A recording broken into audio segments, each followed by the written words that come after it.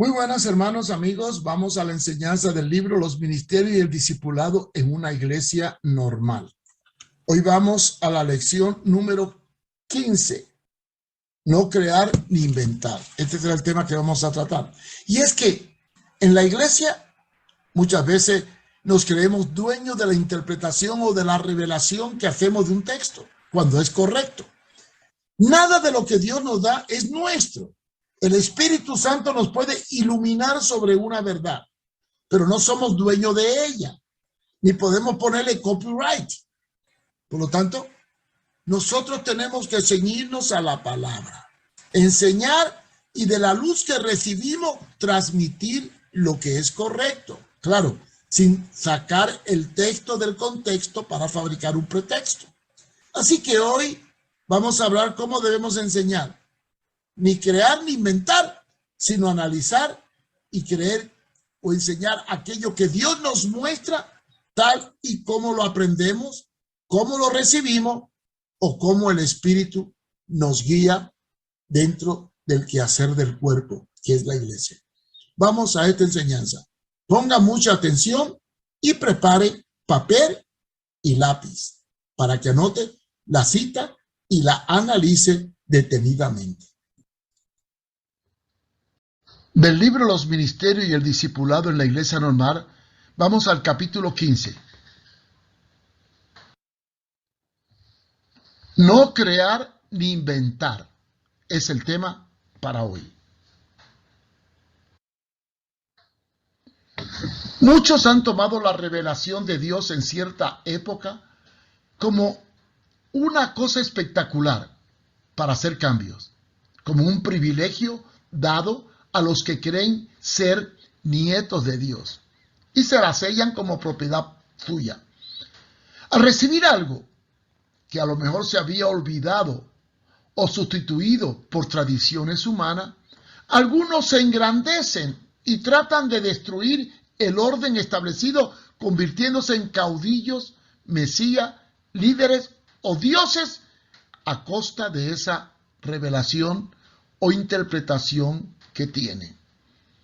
Otros, al tener luz de Dios sobre ciertas verdades divinas reveladas en la palabra, tratan de enseñarlas como que son derechos exclusivos de autor y hasta prohíben reproducirla total o parcialmente. Y se olvidan de que todo lo que un siervo de Dios recibe no es nuestro, es de Dios para la edificación de la iglesia. La luz que tenemos sobre ciertas verdades se nutre de otra luz que tuvo otra persona que recibió en otro tiempo. ¿Por qué? Porque la verdad se ha ido revelando paulatinamente. Por lo tanto, nosotros tenemos una herencia bíblica que ha ido evolucionando según el mover del Espíritu Santo, se ha ido extendiendo. Comenzó cuando Lutero sacó la Biblia de los sótanos de los conventos. Y a partir de ahí, muchos a lo largo de la historia han ido descubriendo verdades fundamentales en el quehacer de la iglesia. No podemos tomar estas verdades para hacer sensacionalismo. Y aunque no existe una verdad absoluta, muchos se las ingenian y usan algunas verdades para llamar la atención a través de énfasis sensacionalista. Esto se debe a la falta de amor en su aplicación, lo cual produce división. Y debemos entender entre una revelación bíblica y una revelación dogmática y que viene de hombres. Es debido a estos énfasis y verdades que han aparecido muchos locos que se imponen e ignoran y manipulan la verdad para distorsionarla. Todo lo que Dios desea para nosotros ya fue dicho. Y nadie puede añadirle a la palabra nada más. El fundamento está puesto en Jesús. Su palabra debe ser el fundamento sobre el cual sobreedifiquemos. Pero cuidado cómo sobreedificamos. No sea que en vez de un edificio para Dios, estemos edificando un edificio para nuestras ideas. Yo quiero leer 1 Corintios, capítulo 3, versículo 10. Conforme a la gracia de Dios que me ha sido dada, yo como perito arquitecto puse el fundamento. Otro edifica encima. Empero cada uno vea cómo sobreedifica. Los falsos profetas que han salido por el mundo a lo largo de la historia nacieron con cierta verdad de Dios, pero la fueron distorsionando. Y en medio de una crisis espiritual, la implantaron como algo propio, manipulado y distorsionado, por lo cual han creado un culto alrededor de ellos y de lo que ellos dicen. Es bueno aclarar que aunque seamos instrumentos utilizados por Dios en ciertos momentos de crisis, esto no nos hace superiores a otro, ni centro de nada, porque todo lo que viene de Dios es para el bien común y es dado por el Espíritu Santo, el cual, según Juan 16:13, nos lleva a toda verdad y justicia. Los descubrimientos espirituales o la luz que recibimos sobre una verdad no son para exaltación ni mercantilismo descarado, sino para el bien común de su pueblo dentro del contexto bíblico. El grave peligro de nuestro tiempo es la homolatría, o sea, el culto al hombre que Dios usa, lo que produce un antropocentrismo, creando un caudillismo. Antropocentrismo es que todo gira alrededor del yo. Esto arrastra a las masas detrás de un líder carismático más que detrás de la verdad revelada. Cuando alguien enseña elocuentemente o explica algo de manera llamativa o hermosa, se convierte en un gran orador o líder. Y claro está, tendrá sus seguidores que lo tomarán como alguien muy importante. El peligro está cuando él se exalta y el individuo se cree ser algo. Y entonces caemos en la corrupción y el peligro que ocurrió en la iglesia de Corintio, cuando enfatizaron más al hombre que a la verdad revelada. ¿Qué ocurrió en Corintio? Unos se creían mejores que otros. Estaban los discípulos de Pablo, otros eran de Apolo y otros de Cefas o Pedro. Pero lo más terrible es que habían unos que eran peores, que no se sujetaban a nadie y que decían que eran de Cristo. Primera de Corintios 1:12. Vamos a leer el texto. Quiero decir que cada uno de vosotros dice: yo soy de Pablo, pues yo de Apolo, y yo de Cefas, y yo de Cristo. Cuando esto ocurre, ay amigos, el diablo se cuela. El siervo se vuelve señor, empieza a aceptar elogios y muchas veces se vuelve un caudillo que la gente idolatra, formándose un grupo que termina siendo en una secta. Es común que este espíritu de grandeza que poseen ciertos predicadores o líderes religiosos no sea sino el producto de una conducta incorrecta de parte de muchos cristianos mediocres que le dan más gloria al hombre que a la palabra de Dios y a Dios. Otros tratan de sobresalir, trayendo mensajes y énfasis que más que una enseñanza son un montaje sensacionalista para manipular las emociones humanas. Tarde o temprano, todo lo emocional se acaba y queda la triste realidad del vacío interior y a veces la confusión que lleva a la división. Toda verdad, por sensacional que sea, se debe transmitir con amor y humildad. sabiduría y entendimiento, teniendo en cuenta que el deseo de Jesús es unirnos para crecer. Cuando una verdad sea tan sólida que ciertos creyentes no la pueden resistir o asimilar porque es mucha comida para su capacidad, mejor es esperar. Es bueno entender que lo importante no es tener una verdad, sino poderla dar sin causar daño y transmitirla con amor, como dice Efesios 4:15. Más bien, al vivir la verdad con amor, crecemos hasta ser en todo como aquel que es la cabeza, es decir, Cristo. Recibiendo y transmitiendo. Dios nos puede llevar a su voluntad mediante una revelación directa, como le ocurrió a Saulo de Tarso en el camino de Damasco, o nos puede llevar por medio de la palabra, como le ocurrió a Felipe cuando se encontró con el eunuco etíope, en Hechos capítulo 8, versículo 27.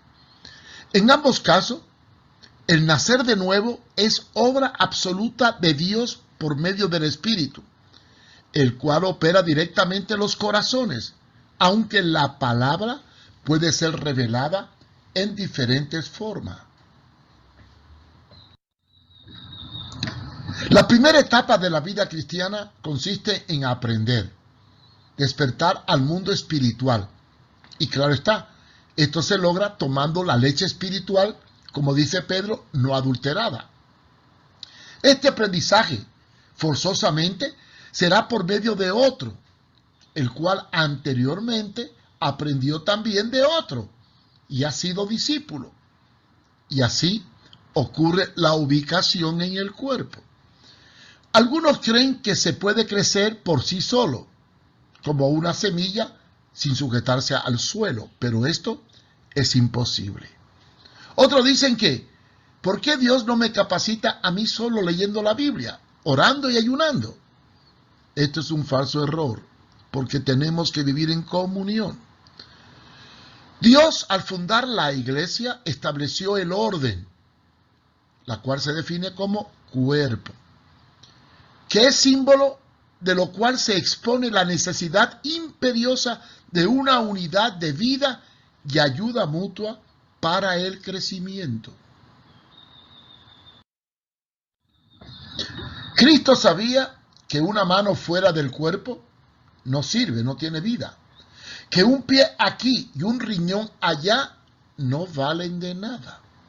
Él ordenó el cuerpo para que todos estuviesen sujetos unos a otros, como dice 1 Corintios 12:27, en particular. El modelo de iglesia que el diablo quiere es una iglesia estilo carnicería, cada uno por su lado, porque así puede producir corrupción y pecado, o convertir la iglesia en un orfanatorio, con un director llamado pastor. Hay muchos ejemplos que demuestran que no puede haber crecimiento sin unidad. Dios usa al hombre para formar discípulos. Ni aun los mismos ángeles pueden hacer discípulos, ni aun predicar el evangelio de salvación. Más bien, los ángeles en la era de la iglesia son auxiliares de los discípulos y guardianes de los hijos de Dios. En el libro de los Hechos, capítulo 10, vemos la historia del gentil Cornelio, un hombre temeroso de Dios, pero que desconocía completamente la gloria de Jesús. Fue entonces que un ángel lo visitó y le ordenó que mandara a buscar a Pedro a un determinado lugar. Y también le habló a Pedro. ¿Por qué el ángel no le dio el mensaje directamente? Sin embargo, este se limitó a ordenarle que buscara a Pedro para que le hablara de Jesús.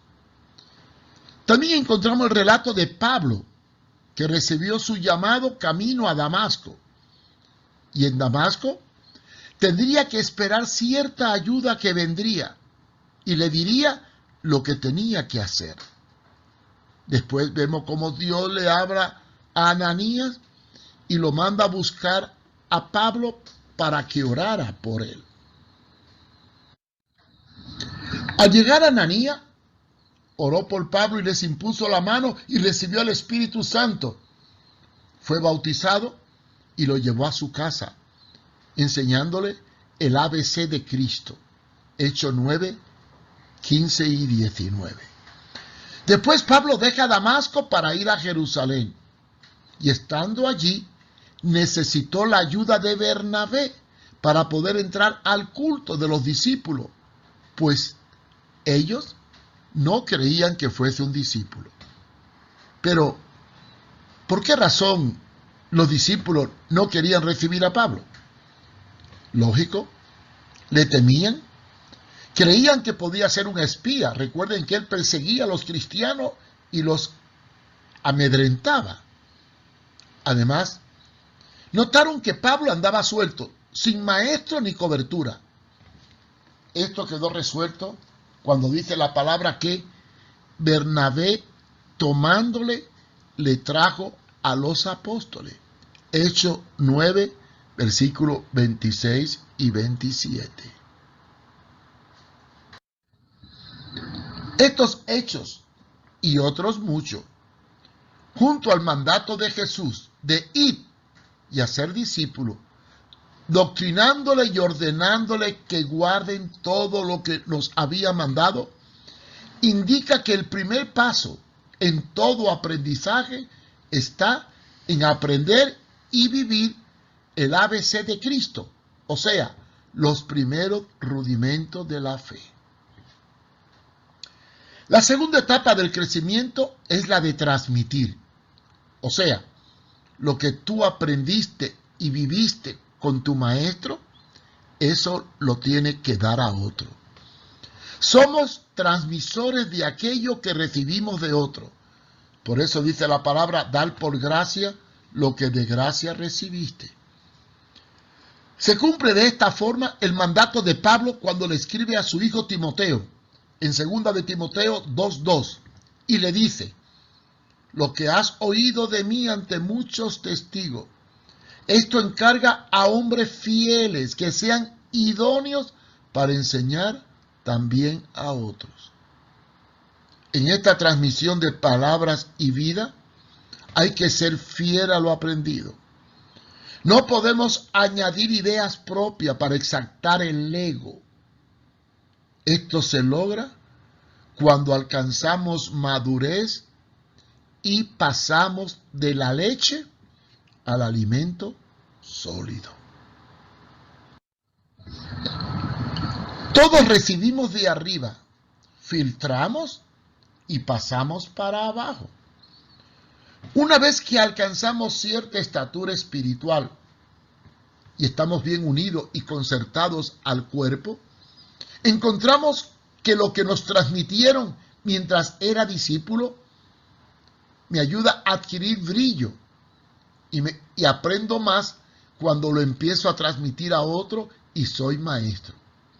Dios amplía mi capacidad y entendimiento para que una verdad recibida ayer sea más brillante y clara hoy.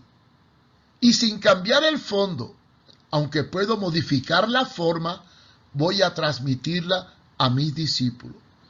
Así que todo lo que Dios nos da, debo transmitirlo de acuerdo a mi capacidad y perspectiva y experiencia. En el conjunto de enseñanza encuentro perlas que por medio de la luz del Espíritu Santo puedo ampliarla y transmitirla nítidamente, exaltando un punto que quizás mi maestro no profundizó. Por ejemplo, mi maestro me enseñó la grandeza del amor sobre los carismas, según Corintios. Pero yo, a mi discípulo, le transmito ese tema y lo enfoco sobre los defectos y la forma de sobrellevarlo. Así que, a la idea aprendida, le añado una perspectiva más amplia, quizás basada en mi propia experiencia, para darle a la enseñanza una originalidad, sin alterar el fondo de esa verdad pero adaptándola a mi vivencia y experiencia. Al recibir una enseñanza, lo primero que debemos de hacer es probarla en la palabra y vivirla. Estar seguro que es bíblico y correcto, para después transmitirla de acuerdo a cómo la aprendí. Si escucho un sermón o enseñanza y trae bendición para mi vida, ¿haría mal si lo transmito tal como lo sentí en mí? ¿Será esto un plagio? ¿Tomar algo que otro enseñó y reproducirlo será un plagio? No, nunca. Porque lo que el hombre transmitió en el sermón o en la enseñanza viene de Dios para todos. Transmitirlo es necesario.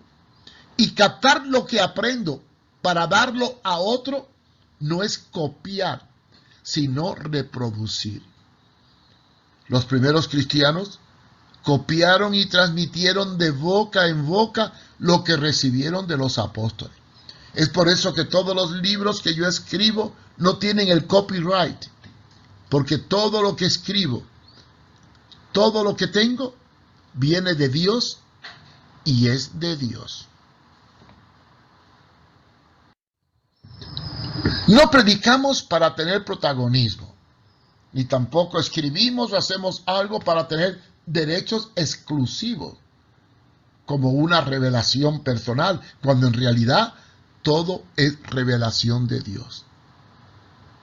Nosotros tan solo somos canales del Espíritu para la edificación de su pueblo.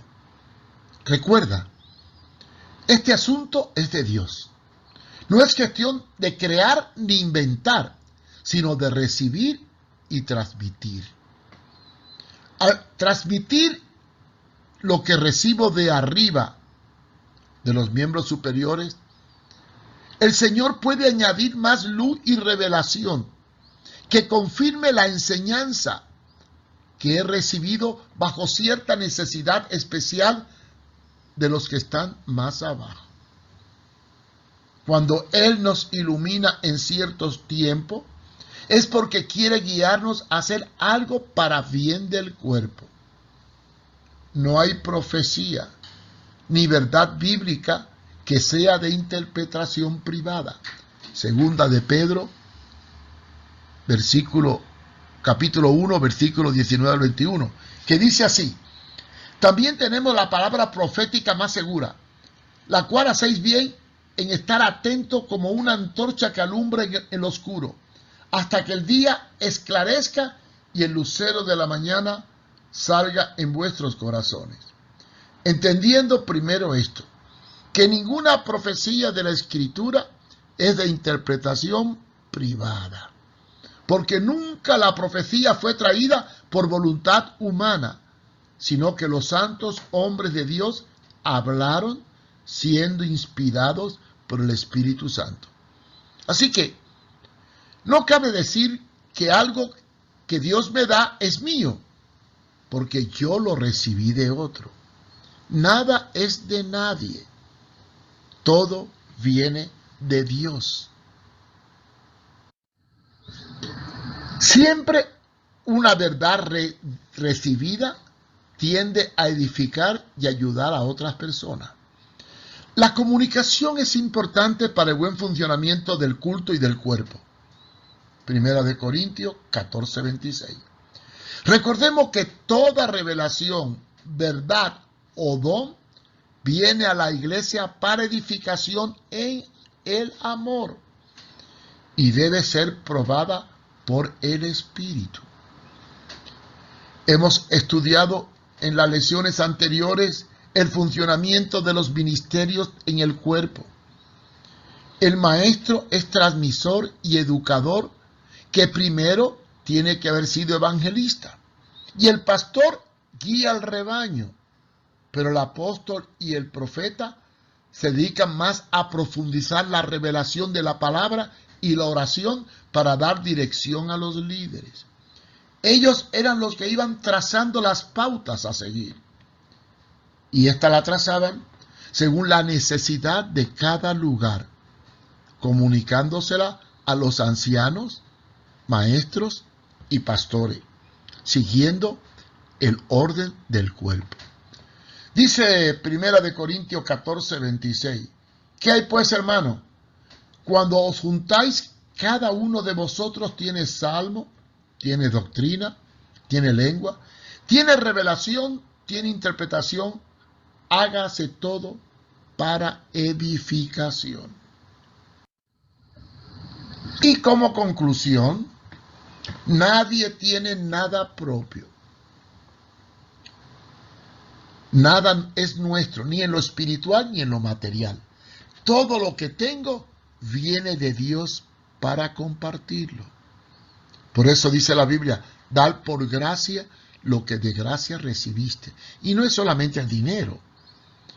En esta etapa inicial del discipulado, debe quedar clara la idea de que todo lo que recibimos, sea del exterior o del país, venga de quien venga, si está ceñido a la palabra, es para el bien común. Si sirven para armar el cuerpo y edificar la iglesia y unirnos a Cristo Jesús, nuestro Señor, digamos amén. Porque el propósito no es ni inventar ni crear, sino transmitir aquello que Dios nos ha dado mediante nuestras experiencias. Dios nos ayude. Gracias por acompañarnos y esperamos que esta lección sea de bendición para su vida. Si quiere aprender más, visite mi página web www.contralapostasía.com o también cualquier pregunta o sugerencia, escriba a mi correo marioeduardofumero@gmail.com. Dios les bendiga.